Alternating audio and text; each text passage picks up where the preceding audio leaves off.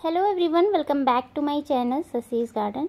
तो आज मैं फिर से एक नए प्लांट का वीडियो आपके साथ शेयर कर रही हूं और कोशिश करूंगी कि इस प्लांट की मैं पूरी इन्फॉर्मेशन आप तक पहुंचा सकूं। तो वीडियो को लास्ट तक ज़रूर देखिएगा। चैनल पर नए हैं तो चैनल को सब्सक्राइब ज़रूर कर लीजिएगा। तो आपके सामने ये जो प्लांट है इसे पोनीटेल पाम या फिर एलिफेंट फुट या फिर नोलिना प्लांट के नाम से जानते हैं। तो आप देख सकते हैं ये लगभग 5 से 6 इंच के पॉट में इस तरह से लगा हुआ है और इसका कोडेक्स आप देख सकते हैं काफ़ी हेल्दी है ये प्लांट। और इसी तरह से इसमें सिंगल ब्रांच स्टेम ऊपर की तरफ जाती है और उसमें से पोनी टेल की तरह लीव्स इसकी निकलती हैं।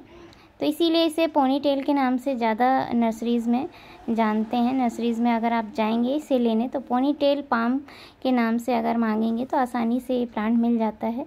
तो कई लोग इसका बोनसाई प्लांट भी तैयार करते हैं। तो आप देख रहे हैं ये जो सिंगल इसकी ब्रांच गई है ऊपर की तरफ, वहाँ से इसकी ऊपर से कटिंग कर दी जाती है बोनसाई डेवलप करने के लिए। और जहाँ से इसकी कटिंग की जाती है उसी ब्रांच से कई सारी 3-4 ब्रांचेस निकलती हैं जो इसी तरह से फिर डेवलप होती हैं, उसमें से लीव्स निकलती हैं। तो काफ़ी सुंदर लगता है देखने में।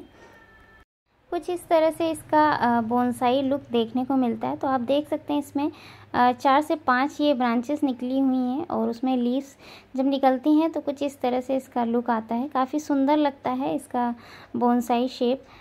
अब बात करते हैं इस प्लांट की केयर की। तो इस प्लांट को आप नर्सरी से लाकर आसानी से इस तरह से गमले में लगा सकते हैं। जैसा प्लांट वैसा गमला आपको लेना है। इसका कोडेक्स चौड़ाई में बढ़ता है तो आपको कोशिश करना है कि गमले की जो है हाइट कम हो और चौड़ाई ज़्यादा हो ताकि कोडेक्स अच्छे से फैल सके। क्योंकि कोडेक्स का साइज़ जैसे जैसे ये प्लांट बढ़ता है वैसे इसका साइज़ इंक्रीज़ होता है। तो इसके लिए हमें थोड़ा सा चौड़े गमले का सिलेक्शन करना चाहिए। तो जैसे ये इतना बड़ा प्लांट है और 5 इंच के पॉट में लगा हुआ है, तो जब आप इसकी रिपोर्टिंग करें तो इससे थोड़ा से बड़े साइज का ही गमला लें, उसमें ही इसे रिपोर्ट करें। तो इस तरह से ये प्लांट अपने कोडेक्स में काफ़ी हद तक पानी को स्टोर करके रखता है। तो इस प्लांट में हमें पानी बहुत ही कम मात्रा में देना है। लगभग 4 से 5 दिनों का गैप करके भी अगर आप पानी देते हैं इस प्लांट को तो बहुत अच्छे से सर्वाइव करता है। तो कोशिश यही करना है कि इसकी जो मिट्टी है वेल ड्रेन ही होनी चाहिए।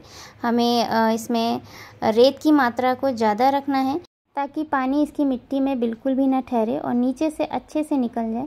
तो इस तरह के जितने भी कोडेक्स वाले प्लांट होते हैं उसमें हमें पानी की मात्रा को बहुत सोच समझ कर देना होता है। अगर हम ज़्यादा पानी दे देते हैं तो इनका कोडेक्स ख़राब होने लग जाता है। तो इस तरह से हम जब भी इसे पानी दें तो इसकी मिट्टी को एक बार छू कर ज़रूर देख लें।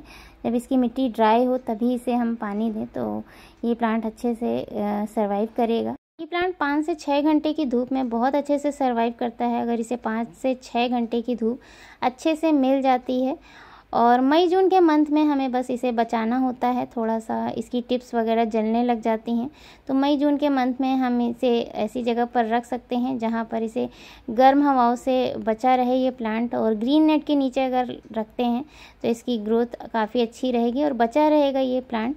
तो इन प्लांट्स की एज काफ़ी होती है। ये अगर आप इसे लाकर लगा देते हैं, अगर आप इसे ज़मीन में लगाते हैं तब तो ये बहुत अच्छे से ग्रोथ करते हैं। और अगर गमले में लगा कर रखते हैं और थोड़ी बहुत केयर करते हैं तो ये आपके गार्डन में काफ़ी सालों तक रहेंगे।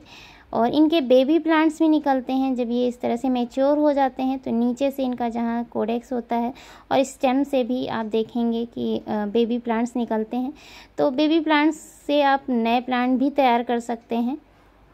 तो यहाँ आप देख सकते हैं ये इसका बेबी प्लांट इस तरह से इसकी स्टेम से निकला हुआ है और नीचे कोडेक्स से भी इसके बेबी प्लांट निकलते हैं। तो यहीं से आप इन्हें अलग करके दूसरा प्लांट तैयार कर सकते हैं। तो बहुत आसानी से ये प्लांट लग जाते हैं और नए नए प्लांट आप इस तरह से तैयार कर सकते हैं इनके बेबी प्लांट से। इस प्लांट को अगर साल में 2 बार अच्छे से फर्टिलाइज़ कर दिया जाए तो इसकी ग्रोथ काफ़ी अच्छी हो जाती है। इसका कोडेक्स और अच्छे से उभर के ग्रो करता है। तो आप इसमें वर्मी कंपोस्ट भी दे सकते हैं या कोई भी फास्फोरस रिच फर्टिलाइज़र दे सकते हैं। विंटर सीजन में जब टेम्परेचर 10 डिग्री से कम होने लग जाता है तब हमें इस प्लांट को थोड़ा सा बचाना होता है। इसे कुछ दिनों के लिए इंडोर रखना होता है जहाँ पर इसे दिन की थोड़ी बहुत धूप मिल सके और रात में ये ओस वगैरह से बचा रहे। तो इस तरह से अगर आप इसे रखते हैं तो सर्दियों में ये प्लांट आपका अच्छे से बचा रहेगा। तो इस प्लांट को कोशिश करें कि एक बार लगा दें और इसकी जल्दी जल्दी रिपोर्टिंग ना करें। इसे बार बार रिपोर्टिंग करना पसंद नहीं आता है। बार बार रिपोर्टिंग करने से ये ट्रांसफ़र शॉक में जाकर ये पौधा ख़राब होने लग जाता है। तो कोशिश यही करनी होती है कि कम से कम 2 से 3 साल का गैप देकर ही हमें इसे रिपोर्ट करना चाहिए। मोस्टली हम लोग अपने बाकी के प्लांट्स को हर साल फरवरी मार्च के मंथ में रिपोर्टिंग वगैरह करते हैं, तो ऐसा इस प्लांट के साथ नहीं करना होता है। इसे कम से कम 2 से 3 साल के लिए इसी तरह से लगा रहने देना चाहिए। और उसके बाद जब इसमें रूट बॉन्ड वगैरह होने लग जाए और या इसका कोडेक्स बिल्कुल गमले के साइडों को छूने लग जाए, तब हमें इसे रिपोर्ट करना चाहिए। इस तरह से अगर हम रिपोर्टिंग करते हैं तो ये पौधा किसी भी तरह के ट्रांसफ़र शॉक में नहीं आएगा और इसमें ग्रोथ भी आपको अच्छी देखने को मिलेगी। तो ये प्लांट आप नर्सरी से लाकर अपने गार्डन में ऐड कर सकते हैं। इसे ज़मीन में लगा सकते हैं, आपके गार्डन की खूबसूरती को बढ़ाएगा। तो फिर से मिलते हैं एक नए प्लांट के साथ। Thank you so much for watching.